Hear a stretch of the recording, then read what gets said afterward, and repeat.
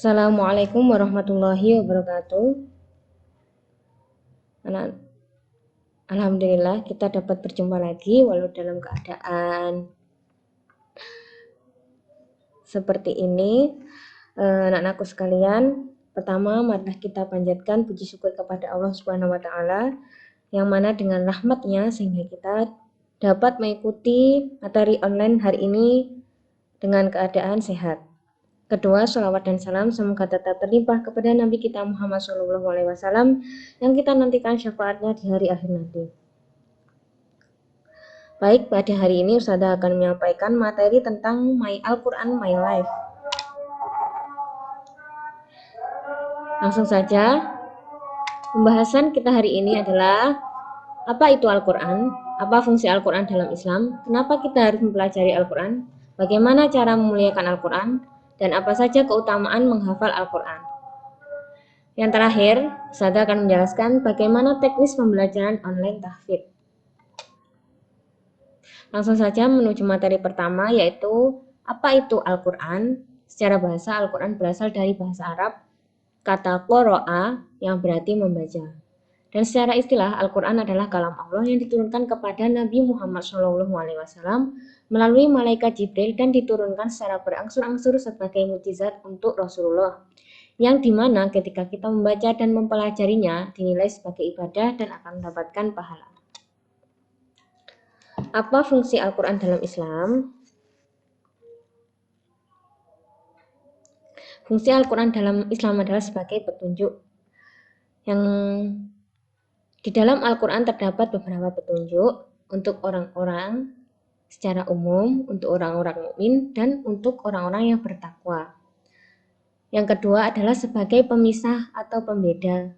Di dalam Al-Quran terdapat hal-hal yang baik, perbedaan dari hal yang baik dan yang buruk.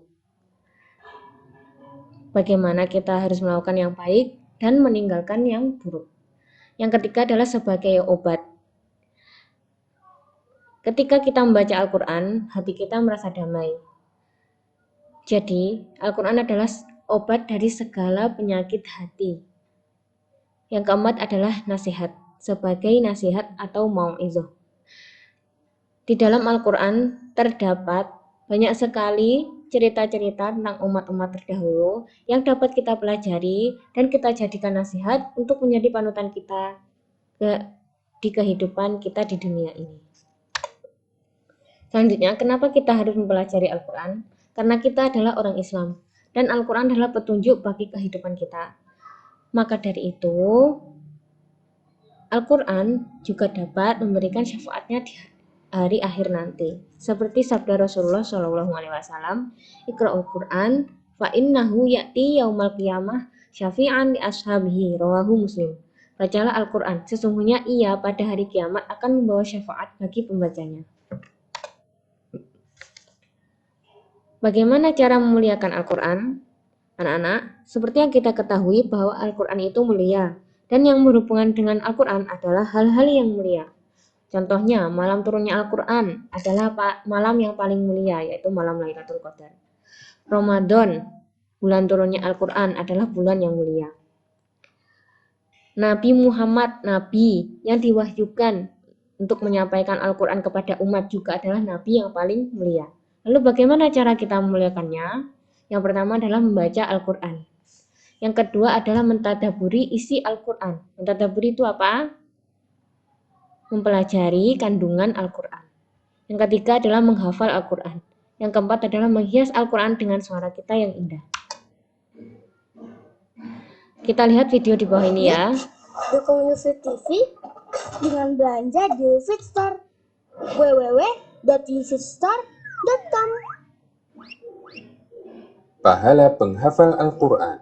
Pertama, dia didahulukan untuk menjadi imam ketika sholat jamaah. Nabi SAW bersabda yang artinya, yang paling berhak jadi imam adalah yang paling banyak hafalan Al-Qur'annya. Jika dalam hafalan Quran mereka sama, maka didahulukan yang paling paham dengan sunnah. Dan seseorang tidak boleh menjadi imam di wilayah orang lain. Hadis riwayat Ahmad dan Muslim. Kedua, orang tuanya akan diberi mahkota cahaya kelak di akhirat. Nabi Shallallahu Alaihi Wasallam bersabda yang artinya, siapa yang menghafal Al-Quran, mengkajinya, dan mengamalkannya, maka Allah akan memberikan mahkota bagi kedua orang tuanya dari cahaya yang terangnya seperti matahari.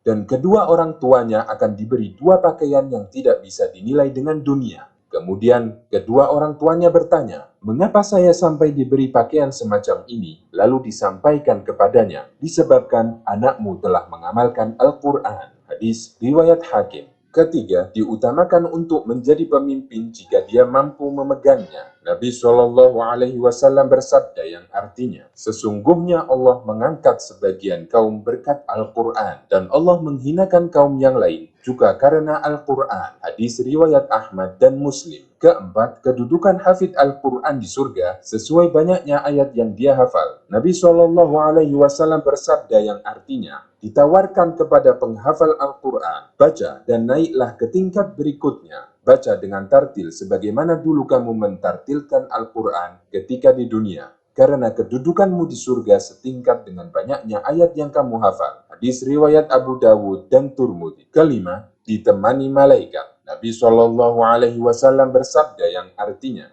orang yang membaca dan menghafal Al-Quran, dia bersama para malaikat yang mulia. Sementara orang yang membaca Al-Quran, dia berusaha menghafalnya dan itu menjadi beban baginya, maka dia mendapat dua pahala. Hadis riwayat Bukhari. Keenam, di akhirat akan diberi mahkota dan pakaian kemuliaan. Nabi Shallallahu Alaihi Wasallam bersabda yang artinya, Al-Quran akan datang pada hari kiamat. Lalu dia berkata, ya Allah, berikan dia perhiasan. Lalu Allah berikan seorang hafid Al-Quran mahkota kemuliaan. Al-Quran meminta lagi, ya Allah, tambahkanlah untuknya. Lalu dia diberi pakaian perhiasan kemuliaan. Kemudian dia minta lagi, ya Allah, ridhoi dia. Allah pun meridhoinya. Lalu dikatakan kepada hafid Al-Quran, bacalah dan naiklah, akan ditambahkan untukmu pahala dari setiap ayat yang kamu baca. Hadis riwayat Turmudi. Ketujuh, Al-Quran memberi syafaat baginya. Nabi Shallallahu Alaihi Wasallam bersabda yang artinya, rajinlah membaca Al-Quran, karena dia akan menjadi syafaat bagi penghafalnya di hari kiamat. Hadis riwayat Muslim. Nah, itu tadi ya anak-anak, itu adalah keutamaan-keutamaan bagi para penghafal Al-Quran. Semoga kita bisa menjadi ahli Al-Quran. Amin. Lalu yang terakhir, bagaimana teknis pembelajaran tahfidz dan tahsin Al-Quran selama PBR? Anak-anak, perlu kalian ketahui bahwa program kita tahun ini adalah peningkatan kualitas membaca dan menghafal Al-Quran. Bagaimana teknisnya? Untuk kelas tahfidz, teknis ziyadah atau menambah hafalan minimal 3 baris per hari. Wajib disetorkan adalah ziyadah dan takrir. Untuk takrirnya dengan sistem sambung baris. Sambung baris itu bagaimana? Seperti di layar. Senin, setor 3 baris. Hari Selasa, ziyadah 3 baris selanjutnya dan mengulang 3 baris hari Senin. Untuk hari Rabu, ziyadah 3 baris selanjutnya dan mengulang 6 baris hafalan hari Senin dan Selasa. Selanjutnya hari Kamis, ziyadah 3 baris selanjutnya dan mengulang 9 baris hafalan hari-hari sebelumnya. Untuk Jumat, ziyadah 3 baris selanjutnya dan mengulang 12 baris hafalan hari Senin, Selasa, Rabu, dan Kamis. Jadi untuk hari Jumat nanti kalian akan dapat 1 halaman yang akan disetorkan kembali pada hari Senin. Dengan ini nanti diharapkan kalian bisa lebih mungkin atau hafalannya bisa menetap ya. Untuk teknis murojaah dilakukan secara mandiri dan didampingi orang tua. Teknis murojaahnya ketika kamu mencapai capaian hafalan 1 juz, maka murojaahnya 2 halaman. Capaian 2 juz, maka murojaahnya 4 halaman. Capaian 3 juz, murojaahnya adalah 6 halaman. Capaian 4 juz, murojaahnya 8 halaman. Capaian 5 juz ke atas, murojaahnya adalah 10 halaman. Ketentuan lain untuk seluruh kegiatan harus tertulis dalam buku uturjah dan ditandatangani orang tua. Khusus kolom ziyadah diisi oleh siswa dan akan ditandatangani saat masuk dengan pembimbing masing-masing. Ziyadah atau takrir dikirim via video ke nomor pembimbing masing-masing. Perekaman video mengutamakan kejujuran, maka fokus pada kamera, minimal story gabalis dan takrirnya yang seperti dijelaskan tadi. Didampingi oleh orang tua, maksimal pengiriman video adalah jam 7 malam setiap harinya. Apabila sampai waktu yang ditentukan tidak mengirimkan video, maka akan dianggap tidak mengikuti pembelajaran Al-Quran. Sekarang adalah kelas tahsin. Kelas tahsin itu apa? Kelas untuk membaca. Ketentuan tilawah harian tahsin, pembelajaran tetap, murojaah, dan ditambah murojaah juz 30. Nanti akan ada jadwal luring atau datang ke sekolah apabila keadaan sudah memungkinkan untuk penyampaian materi. Kegiatan murojaah dan tilawah akan dilakukan secara mandiri dan didampingi orang tua.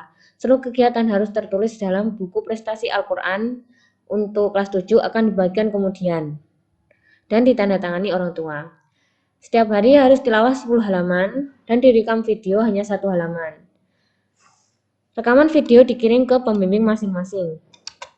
Ketentuan perekaman video utamakan kejujuran, membaca dengan tartil, tilawahnya hanya 1 halaman, didampingi oleh wali dan orang tua. Maksimal mengirimkan video adalah pukul 7 setiap harinya. Apabila sampai pukul 7 tidak mengirimkan video, maka dianggap tidak mengikuti pembelajaran Al-Quran. Selanjutnya adalah ketentuan sertifikasi. Untuk juz yang lama atau juz yang sudah selesai dihafalkan tapi belum disertifikasikan, diujikan ke pembimbing masing-masing dengan menyetorkan 1 juz penuh, akan tetapi boleh dicicil minimal 2 halaman dalam waktu maksimal 3 hari. Kesalahan tidak boleh lebih dari 15. KKM-nya tetap 85. Juz baru atau juz yang dihafal mulai tahun ajaran baru 2020. Sertifikasi diujikan ke pembimbing masing-masing apabila sudah mencapai hafalan baru 5 halaman. Jadi ketika kalian mencapai hafalan yang tadi, seperti ziyadah tadi dan takrir tadi, 5 halaman, maka kalian wajib sertifikasi. Kesalahannya juga tidak boleh lebih dari 15. Selanjutnya kita tonton video ini untuk cara menghafal Al-Quran. Di antara meningkatkan perkara yang bisa membantu hafalan menjaga kita. dan menambah hafalan kita adalah 1. Berdoa kepada Allah dengan ikhlas dan sungguh-sungguh supaya diberi pertolongan dalam menghafal ayat-ayatnya. 2. Hendaknya niat kita ingin mengamalkan apa yang kita hafal. 3. Menyisihkan waktu tertentu setiap hari untuk mengulang dan menambah hafalan. 4. Hendaknya memiliki guru yang mumpuni untuk setoran hafalan dan murojaah. 5. Sebisa mungkin menggunakan 1 cetakan mushaf. 6. Mengulang-ulang apa yang sudah dihafal sebanyak mungkin. 7. Membaca apa yang sudah dihafal di dalam sholat kita. 8. Membaca dan memahami tafsir ayat yang sudah kita hafal. 9. Menjauhi kemaksiatan dan sedikit-sedikit dalam menghafal tetapi rutin. Konsultasi syariah. Nah, anak-anak, itu tadi adalah 9 cara mudah untuk menghafalkan Al-Quran. Ini bukan teknik ya, tapi ini lebih ke motivasi terhadap diri sendiri. Kita lebih mendekatkan diri kepada Allah. Semoga apa yang kita hafalkan memberi manfaat dan syafaat kita di hari akhir nanti. Itu saja dari saya. Apabila ada pertanyaan bisa langsung menghubungi WA Ustazah Vita.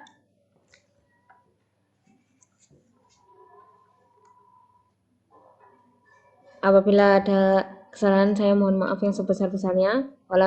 Wassalamualaikum warahmatullahi wabarakatuh.